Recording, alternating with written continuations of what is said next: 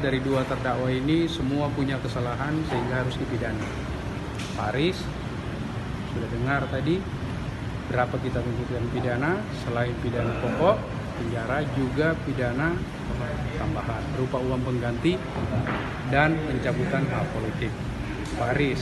Kemudian untuk Ramlan, kami juga sependapat bahwa semua unsur-unsur yang kami dakwakan itu telah terbukti sehingga harus dijatuhi hukuman pidana.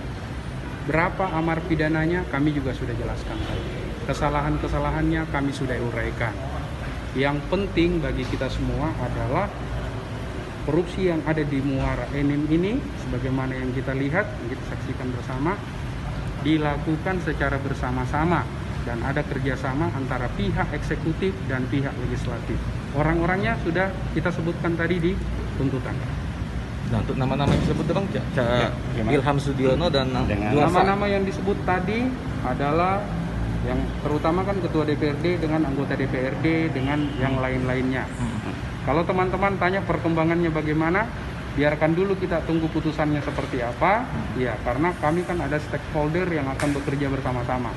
Nah, saya tidak bisa dulu menggaransi bagaimana perkembangan selanjutnya. Yang pasti semua akan kita pertimbangkan. Kami sudah menyebutkan di tuntutan nama-nama yang tadi, kemudian kita tunggu hakim tugasnya untuk memutuskan berapa putusan dan siapa-siapa pihak-pihak yang disebutkan dalam